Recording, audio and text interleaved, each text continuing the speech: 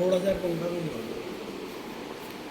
पहले good morning बोल मेरे सारे फ्रेंड्स को। Good morning. ढंग से ऐसे बोलते हैं, हाथ अरे जोड़ के। गुड मॉर्निंग भाई, बस पैर छू तुम्हारे। पंखा थोड़ा कम कर दो।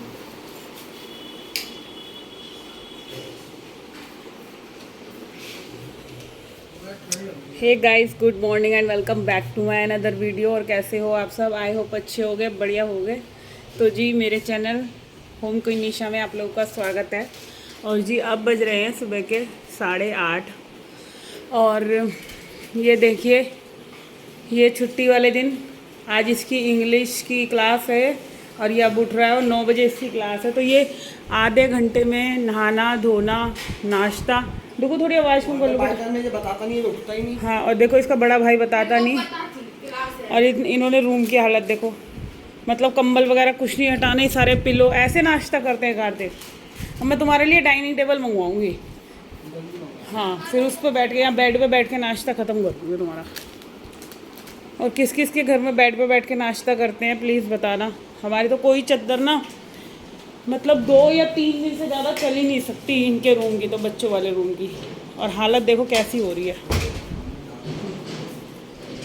तो मेरे रूम की तो मतलब मैं तो अपने रूम में जैसे जाती ले कम हूँ, मतलब इसमें रहती हूँ पूरा दिन। तो इस रूम की, एक सेकंड लाइट जला दी। इस रूम की तो फिर भी कम रहती है। इस रूम की ज़्यादा रहती है, मेरे रूम की कम रहती है। और बताना फ्रेंड्स मैं कितनी मोटी हो गई हूँ। कुछ फ़र्क पड़ रहा है मेरे में?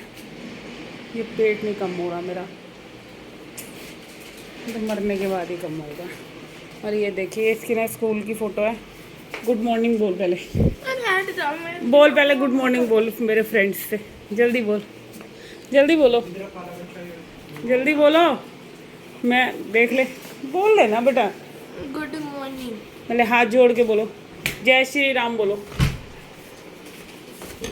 एक बार बोल, एक बार बोल देना। बोल जल्दी, जय श्री राम बोल। कार्तिक तू बोल दे। जय श्री राम। ऐसे कैसे हो रहा है जैसे नींद में हो रहा है। और बताओ पढ़ाई कैसी चल रही है? फेल हो गए। ये गलत है डुगू, ये गलत है। This is not way to talk. Fail. तो चलिए फ्रेंड्स, यहाँ दूध भी आ गया, मैं दूध बॉईल करूँगी। और यहाँ हमारे पूजा पाठ सब हो गई है मॉर्निंग में, पतिदेव करके चले गए हैं। तो अब लगती हूँ मैं घर के काम करने में। और मैं दिखाती हूँ भी नाश्ता खाना कुछ नहीं बनाए, क्या बनाए कुछ समझ ही नहीं आ रहा फ्रेंड्स।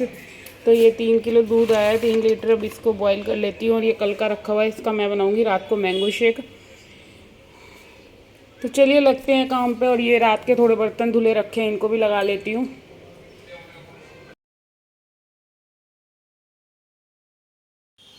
हाँ जी फ्रेंड्स, तो चलिए अब लगते हैं घर के काम पे। तो संडे का दिन है और काम, संडे हो मंडे हो, काम कम नहीं होता, बल्कि छुट्टी वाले दिन काम और ज़्यादा हो जाता है हम हाउसवाइफ के लिए। क्योंकि क्या होता है ना, मॉर्निंग में जब रोज़ाना ही हम जल्दी उठते हैं तो सारे काम बहुत जल्दी उठते हैं, क्योंकि हमारे माइंड में फ़िक्स होता है बच्चों के लिए टिफ़िन बनाना है, दोपहर में क्या होगा।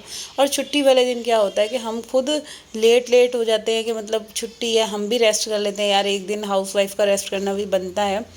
तो आज भी थोड़ा सा लेट उठी, मेरा भी मन नहीं कर रहा था उठने का, क्योंकि बच्चों ने जाना नहीं था स्कूल। फिर मेरे को लगा एक दिन की तो मतलब उठने की थोड़ा सा लेट डिले कर सकती हैं हम औरतें।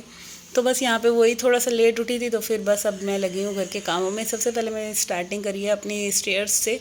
और नाश्ता वगैरह मैंने बच्चों को दे दिया है, खुद ले लिया था, हस्बैंड जी को दे दिया था। वो पूजा पाठ की जो मेरे काम होते हैं ना मॉर्निंग के, वो सारे मेरे हो चुके हैं।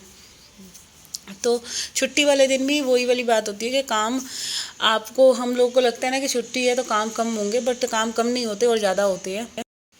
तो जी काम कम नहीं होता और ज़्यादा ही होता है, और लेट हो जाओ तो और भी ज़्यादा हो ही जाता है।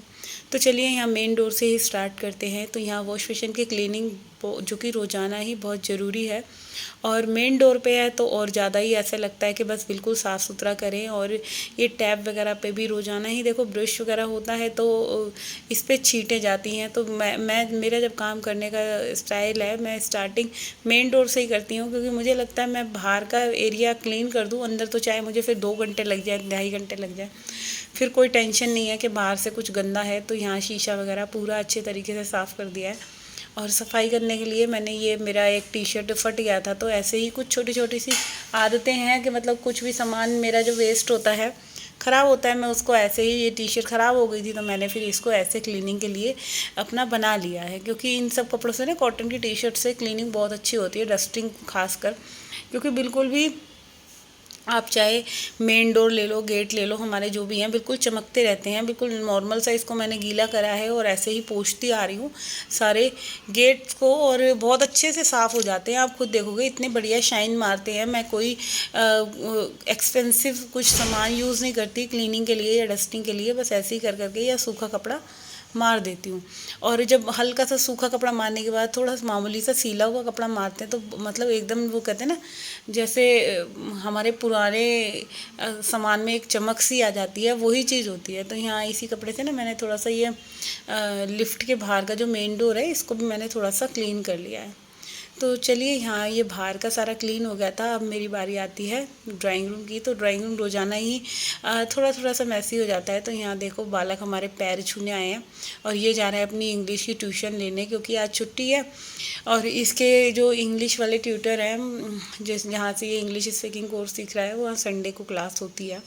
तो ये जा रहा है और माधव जा रहा है, तो ये दोनों जा रहे हैं। और यहाँ इनके बैग्स देखिए, बच्चे पढ़ने के बाद ना अपने बैगों की बिल्कुल कदर नहीं करते, कहीं भी इनके सामान होते हैं। तो ये रूम थोड़ा सा साफ सा ही था, झाड़ू मैंने पहले ही लगा दी थी, हाँ उठाधरी नहीं करी थी। तो बस अब यहाँ पे मैं ये हैंड वाले मोप से इधर भी पोछा लगा लूँगी, क्योंकि साफ़ सुथरा जब चीज़ें होती हैं ना तो फिर ऐसे लगता है बस आगे आगे से घुमा देते हैं। क्योंकि अभी तो हमने कल परसों इसको ढंग से क्लीन करा था, अच्छे तरीके से बिल्कुल सामान हटा हटा के। आप देख सकते हैं बिल्कुल भी इस रूम में ज़रा सा भी गंद नहीं निकला। तो कभी कभी मैं ऐसे भी कर लेती हूँ, मतलब आलस टाइप नहीं जैसे आ जाता कि आज छोड़ो इस वाले रूम को, ऐसे आगे आगे से साफ़ कर लेते हैं, क्योंकि साफ़ ही पड़ा है। ज़्यादा मेहनत करने से कोई फ़ायदा नहीं है। क्योंकि अभी 3-4 दिन पहले ही मैंने इसको डस्टिंग वगैरह कर दी थी पूरे सही से। तो ऐसे करके ना अब मैं इस रूम में जैसे ये कर्टेन वगैरह डाल दूँगी और बिल्कुल मतलब बंद सा ही कर दूँगी कि अब इसमें कोई जाए ना। तो चलिए, ड्राइंग रूम क्लीन हो गया, मेन डोर सब हो गया। जब टाइम हमारे पास कम होता है और काम करने की, वो कहते हैं ना कि हमें फिर लगता है कि बस झटपट अब अपने काम निपटाएं। तो अब मैं आई हूँ बच्चों के रूम में, और इस रूम की हालत देख सकते हैं आप क्या हो रही है। क्योंकि मतलब यहाँ इस रूम की तो जो बेडशीट होती है ना बच्चे वाले रूम की, बहुत ज़्यादा मैसी रहती है। और रात को भी बिल्कुल सही करके ही गई थी, बट ये क्या होता है ना, जैसे ही लेटते हैं कूदते हैं तो बिल्कुल बेडशीट ख़राब कर देती है। अच्छा, बच्चों की आदत होती ही ऐसी है कि किसी भी रूम में वो बैठ जाएं, चाहे जितना भी हमने साफ़ कर रखा है घर, और वो फिर ऐसे लगता ही नहीं है कि हाँ हमने सफाई करी है। तो बस यही हाल कुछ हमारे बच्चों का भी है। बच्चे कहने के लिए बड़े हैं, बट आदतें उनकी बहुत छोटे छोटे बच्चों जैसी ही हैं दोनों की। तो बस यहाँ ये बेडशीट मैंने अच्छे से बिछा दी है। और जब बेडशीट बिछ जाती है ना, तो मेरे को तो एक ऐसी पॉजिटिविटी सी आती है कि बस अच्छा सा फील होता है कि एक बेडशीट बिछने से ही देखो कितना घर में एक सुकून वाला जो होता है ना, कि एक सुकून सा लगता है कि हाँ भाई फाइनली आज रूम मॉर्निंग में इतने ढंग से हो जाता है। तो चलिए, अब मैंने फिर वही अपना डस्टिंग का कपड़ा ले लिया है। सारे ये जो अलमीरा वगैरह है, ये छोटी छोटी सी चीज़ें होती हैं, इनको रोज़ाना ही अगर क्लीन करते रहें तो ज़्यादा बेटर है। क्योंकि डस्ट वगैरह चिपकने से पहले ही, और क्या कहते हैं, इस रूम में तो खैर कुछ ज़्यादा ही मेरे धूल मिट्टी आती है, पता नहीं क्या कारण है। तो बस यहाँ पे झाड़ू लगा लूँगी अच्छे तरीके से। क्योंकि झाड़ू का क्या है, जैसे मेरे बाल खुले होते हैं ना, तो मेरे मतलब पूरे रूम में ना कहीं बाल ज़रूर निकलते हैं। तो इसीलिए थोड़ा सा झाड़ू को ना मैं ऐसे दबा दबा कर चलाती हूँ, जिससे जो भी कोई कूड़ा अगर थोड़ा बहुत भी रह गया है तो वो भी आ जाए हमारे झाड़ू से। तो बस यहाँ पे अब ये इस रूम की झाड़ू लग गई है पूरी। झाड़ू लगाने के बाद यहाँ पैनल को भी मैं क्लीन करूँगी। अच्छा, इनको आज कहीं जाना है तो ये तो रेडी होकर चले गए हैं। तो इसी वजह से आज खाने का भी मेरा ना कुछ समझ नहीं आ रहा था। तो ये जिस प्रोग्राम में जा रहे हैं, इनका तो दोपहर का खाना पीना वहीं है, और रह गई मैं और बच्चे। तो देखते हैं हम अपने लिए क्या बनाते हैं। क्योंकि कार्तिक कह रहा था कि आज मैं चावल बनाऊंगा आप लोगों के लिए, पुलाव आज कार्तिक बनाएगा। तो बस यहाँ पे मैं डस्टिंग भी कर दी है जल्दी से पूरे रूम की। और डस्टिंग जब इस तरह से हो जाती है ना, बहुत ही अच्छा लगता है, एक अच्छा सा फील आती है रूम में ना जब अच्छे ढंग से हो जाती है। तो पूरा ये मैंने बिल्कुल साफ़ कर दिया है और एक एक चीज़ को हटा हटा के सारा चीज़ें मैं पोंछ लेती हूँ।